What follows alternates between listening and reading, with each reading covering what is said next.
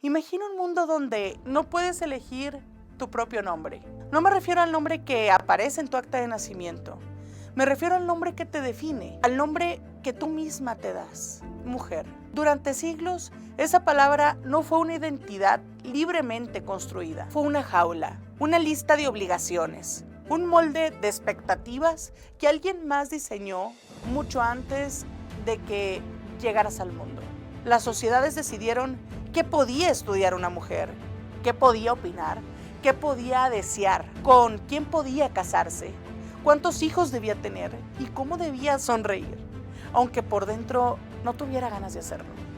La desigualdad no solo vivía en las leyes, vivía en los salones de clase, en los sermones dominicales, en los cuentos que se les contaban a las niñas antes de dormir, en los silencios que nadie se atrevía a romper. Porque lo más poderoso de una jaula invisible es que quienes la habitan muchas veces no saben que están adentro. Y entonces llegó ella, una mujer que decidió no solo cuestionar las leyes, sino cuestionar las ideas que sostenían esas leyes. Una mujer que tomó la filosofía, ese territorio casi exclusivamente masculino, y la convirtió en un arma de liberación. Esa mujer fue Simone de Beauvoir. Te saluda Patricia Guadalupe González Mijares, consejera del Instituto Electoral de Coahuila.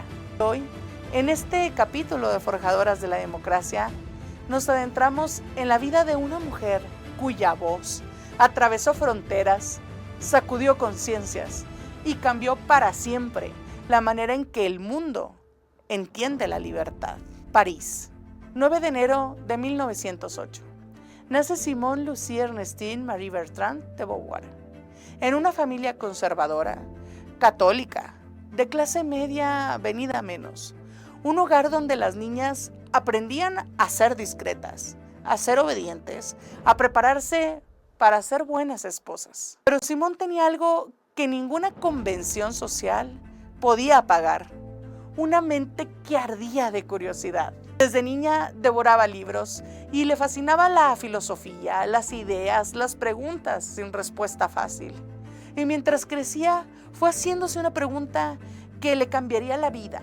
¿Por qué las mujeres deben vivir según las reglas que otros escribieron para ellas? Esa pregunta incómoda, persistente, valiente, la llevó a hacer algo que pocas mujeres de su época se atrevían: estudiar filosofía en la Universidad de la Sorbona.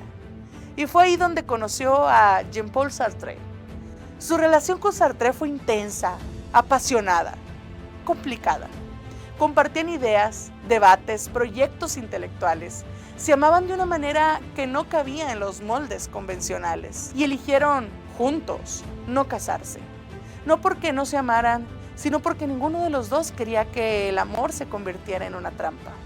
Pero Simone sabía algo que con absoluta claridad entendía. No quería ser recordada como la compañera de Sartre.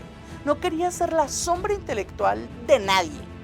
Quería ser escuchada por sus propias palabras. 1949, Simone tiene 41 años. Publica un libro que el mundo no esperaba. Un libro que iba a resultar incómodo para muchos, liberador para millones y eterno para la historia. El segundo sexo. 2 volúmenes, más de 1000 páginas. Una pregunta central que nadie había formulado con tanta claridad. ¿Qué significa ser mujer en una sociedad construida por y para los hombres? Y en las primeras páginas de ese libro, Simone escribió una frase que se volvería una de las más citadas del siglo XXI. No se nace mujer, se llega a hacerlo. Detengámonos un momento. Piensa en todo lo que cabe en esa frase. Simone no estaba negando la biología.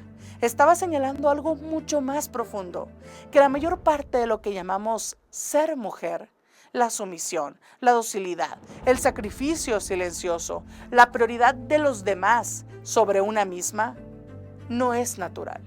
Es aprendido, es construido, es impuesto.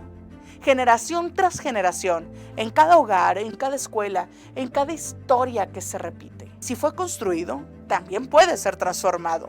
Esa idea no era solo filosófica, era política, era revolucionaria, era un llamado a despertar. Por supuesto, el mundo no recibió a Simone de Beauvoir con aplausos. El libro se convirtió en escándalo inmediato. Líderes religiosos lo condenaron, intelectuales lo ridiculizaron, periódicos la llamaron peligrosa, inmoral, perturbadora. El Vaticano incluyó el segundo sexo en su lista de libros prohibidos, porque Simone hablaba de cosas que nadie quería escuchar, que la maternidad debía ser una elección, no una obligación, que las mujeres tienen el derecho a explorar su propia sexualidad, que la independencia económica era una condición fundamental para la libertad, que ninguna mujer debía estar obligada a vivir la vida que alguien más diseñó para ella. Y ante cada crítica, ante cada insulto, ante cada condena, Simone hizo lo mismo. Siguió escribiendo, siguió hablando y siguió siendo ella misma. Porque Simone de Beauvoir nunca fue solo una filósofa de escritorio. Fue una mujer de acción. 1971. Francia llevaba décadas persiguiendo penalmente a las mujeres que abortaban. Cárceles, multas, estigmas sociales, vergüenza familiar. El silencio era la única protección. Y entonces Simone tomó una decisión que le podría haber costado su libertad. Firmó el manifiesto de las 343. 343 mujeres francesas, actrices, escritoras, trabajadoras, madres, declarando públicamente, con nombre y apellido, yo he abortado. Firmar ese documento era un acto de valentía extraordinaria.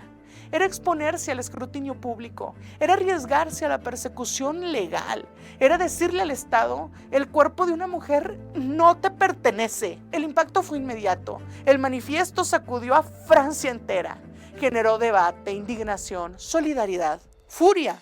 Y 4 años después, en 1975, Francia legalizó el aborto. Las palabras de Simone habían movido la historia. Hay algo que hace especialmente poderosa a la figura de Simone de Beauvoir, su insistencia en que la libertad y la responsabilidad son inseparables. No basta con proclamar que todos somos iguales, no basta con escribirlo en una constitución. La libertad real exige condiciones reales. Una mujer que no puede estudiar no es libre. Una mujer que no puede trabajar y sostenerse a sí misma no es libre. Una mujer que no puede decidir sobre su propio cuerpo no es libre. Una mujer que aprende desde niña a silenciarse no es libre. Para Simone, una democracia que excluye a la mitad de su población de las posibilidades reales de decidir sobre su propia vida no es una democracia plena. Es una democracia a medias. Y eso para ella era inaceptable. Su legado no se quedó en las páginas de un libro, se extendió a través de generaciones enteras de mujeres que encontraron en el segundo sexo el vocabulario para nombrar lo que siempre habían sentido, pero no podían decir. Influyó en los movimientos feministas de Francia, de América Latina, de todo el mundo. Abrió debates sobre la violencia contra las mujeres, sobre representación política, sobre educación, trabajo, cuerpo y dignidad. Y sigue viva hoy. Hoy cuando niña es la primera en su familia en ir a la universidad. Hoy cuando una mujer se postula para un cargo que nunca fue ocupado por una mujer. Hoy cuando alguien se niega a aceptar un estereotipo que le fue impuesto sin pedirlo.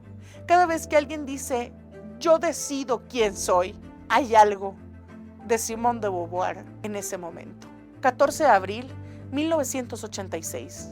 Simone de Beauvoir muere en París a los 78 años. La enterraron junto a Sartre, en el cementerio de Montmartre. Y desde entonces, las personas que visitan su tumba dejan flores, cartas, labiales. Un labial de una mujer que nunca aceptó ser definida por otros. Símbolo de todas las mujeres que se negaron a desaparecer. La historia de Simone de Beauvoir no es solo la historia de una filósofa extraordinaria, es la historia de una mujer que entendió algo que pocas personas se atreven a aceptar, que el mundo tal como existe no es el único mundo posible, que las estructuras que parecen eternas, inamovibles, naturales, muchas veces son construcciones y lo que fue construido puede ser transformado. Hoy muchas mujeres aún cargan el peso de expectativas que nadie les pidió aceptar. Aún enfrentan obstáculos invisibles en la política, en la academia, en el hogar. Aún escuchan que hay lugares donde una mujer no encaja. Y es en esos momentos cuando la voz de Simón sigue siendo necesaria, sigue siendo urgente, sigue siendo nuestra. Gracias por acompañarnos en este episodio de Forjadoras de la Democracia, donde hoy recordamos a una mujer que decidió que la libertad no era un privilegio, era un derecho que valía la pena defender con cada palabra, con cada firma, con cada idea. Se despide Patricia Guadalupe González Mijares, consejera del Instituto Electoral de Coahuila. Síguenos en todas nuestras redes sociales y en el próximo episodio seguiremos contando las historias de las mujeres que se atrevieron a cambiar el mundo. Muchas gracias.